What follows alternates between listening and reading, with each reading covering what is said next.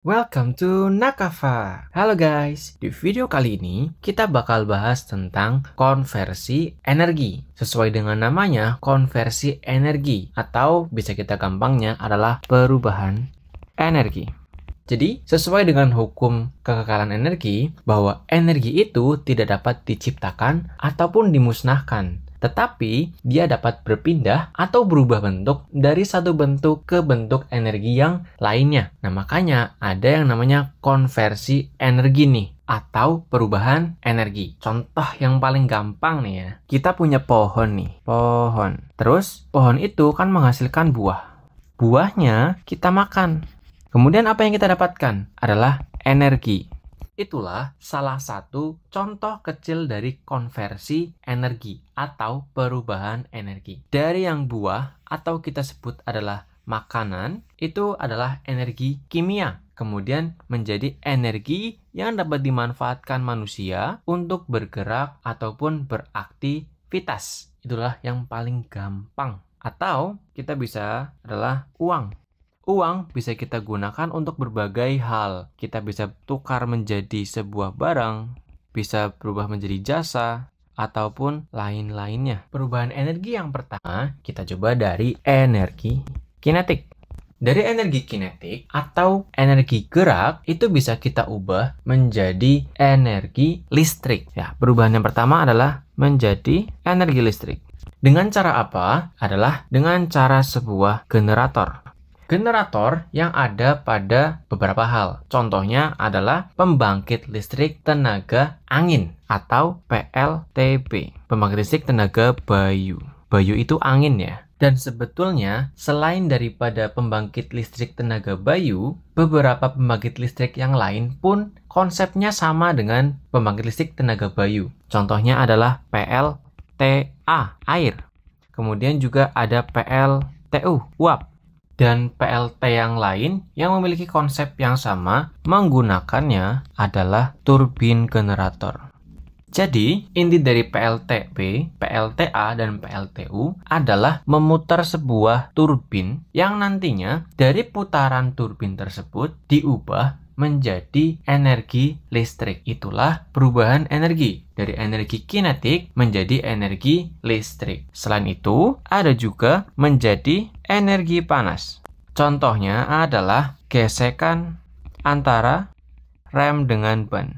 Pada saat terjadi pengereman pada sebuah mobil ataupun motor, sepeda, ataupun yang lain, yang diantaranya terdapat gesekan, itu akan menghasilkan energi panas. Atau contohnya nih, kalian coba sekarang tempelkan tangan kalian, kedua tangan kalian ya, kemudian kalian gosokkan dengan waktu yang cukup lama. Maka setelah itu kalian akan merasakan panas di tangan kalian. Itu adalah perubahan energi dari energi kinetik menjadi energi panas. Nah, di tangan kalian saja itu terasa panas. Apalagi gesekan antara rem dengan ban yang mungkin pada saat itu bannya sedang melaju kencang. Maka itulah kenapa kadang kita harus mengecek kondisi rem kita apakah sudah aus atau belum. Itu karena terjadi suatu gesekan yang kemudian membakar dari karet pada rem. Itulah perubahan energi kinetik contohnya. Kemudian kita lanjut ke energi yang lain, energi cahaya.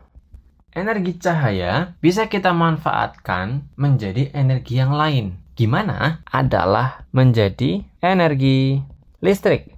Dengan cara apa? Adalah dengan cara menggunakan sel surya atau panel surya. Panel surya ataupun sel surya memanfaatkan energi yang dimiliki oleh cahaya matahari, di mana dalam sel surya itu menangkap cahaya matahari, gelombangnya itu nantinya akan dikumpulkan ke dalam suatu kapasitor yang nantinya itu akan diubah menjadi energi listrik. Berbeda halnya dengan energi kinetik tadi, PLTB, PLTA, PLTU, dan lainnya. Pada PLTS, itu hanya manfaatkan dari cahaya matahari yang nantinya diubah menjadi energi listrik yang kemudian bisa kita manfaatkan di kehidupan sehari-hari. Contoh penggunaan PLTS yang bisa kalian lihat adalah pada lampu jalan. Yang biasanya pada sebuah lampu jalan, misalnya lampu jalan, di atas ini itu kadang ada seperti ini. Yang berbentuk seperti ini di atasnya ada kayak semacam jaring-jaring seperti itu atau kotak-kotak. Nah, itu adalah alat untuk menangkap energi cahaya matahari untuk diubah menjadi sebuah energi listrik. Kemudian, ada perubahan dari energi kimia. Yang pertama, berubah menjadi energi listrik.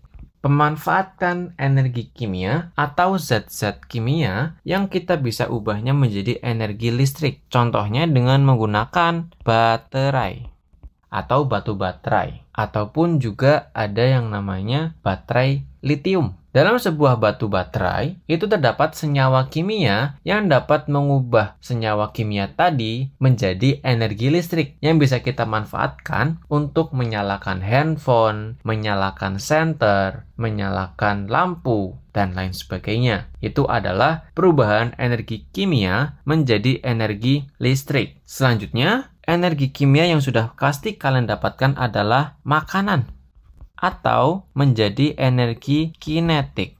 Kenapa menjadi energi kinetik? Karena pada makanan yang kita makan ataupun juga makanan yang dimakan oleh hewan itu akan mengubah energi kimia dari makanan menjadi energi kinetik untuk kita bergerak, beraktivitas ataupun melakukan produktivitas. Itulah perubahan energi kimia menjadi energi kinetik. Selanjutnya adalah perubahan energi yang bisa kalian dapatkan dimanapun kalian berada di sekarang adalah energi listrik. Untuk energi listrik, itu perubahan energinya sekarang itu sangat banyak sekali. Bisa berubah menjadi energi kinetik, contohnya adalah kipas angin. Kemudian ada berubah menjadi energi panas, contohnya adalah kompor induksi atau setrika. Lalu bisa diubah menjadi energi cahaya. Ada lampu. Kemudian ada juga bisa menjadi bunyi, adalah speaker atau pengeras suara. Jadi energi listrik di sekarang ini, di zaman sekarang ya, itu sangat mudah untuk kita ubah menjadi energi-energi yang lain. Meskipun untuk membutuhkan energi listrik, kita harus ada pembangkit listrik terlebih dahulu. Entah itu dari energi terbarukan seperti PLTS surya, PLTB Bayu, PLTA air. Namun juga beberapa masih menggunakan fosil atau energi yang tidak terbarukan seperti pada PLTU, pembangkit listrik tenaga uap yang lebih memanfaatkan energi dari fosil atau pembakaran batu bara. Di samping hal tersebut, energi listrik tadi sangat mudah untuk kita ubah menjadi energi-energi yang lain yang dapat kita gunakan untuk membantu aktivitas manusia. Lalu, pada konversi energi, apakah kita bisa melihat perubahan energi yang secara signifikan itu sangat efektif atau 100% diubah menjadi energi yang kita inginkan? Contohnya, pada senter atau lampu senter seperti itu ya. Apakah perubahan dari energi kimia menjadi energi listrik, kemudian kita ubah menjadi energi cahaya, akan efektif 100%. Maksudnya, apakah energi listrik ini akan 100% berubah menjadi energi cahaya? Sedangkan pada hukum kekekalan energi itu menyatakan bahwa energi itu tidak bisa hilang, tidak bisa musnah, tapi berubah bentuk. Sepertinya akan sangat mustahil jika kita membayangkan suatu energi itu akan berubah semuanya menjadi satu bentuk energi yang utuh. Seperti pada lampu ataupun pada senter, energi listrik di sini akan diubah menjadi energi cahaya, tapi juga ada yang namanya energi panas.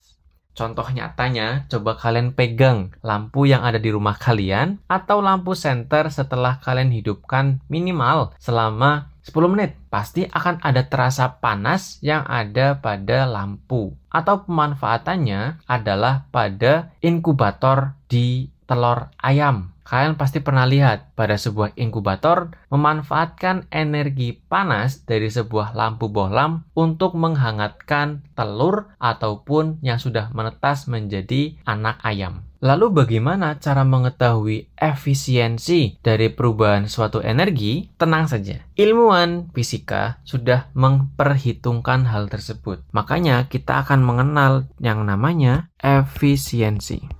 Atau dalam fisika kita simbolkan sebagai eta. Eta atau efisiensi ini bisa kita dapatkan dari energi yang bisa dimanfaatkan dibagi energi masukan dikali dengan 100%.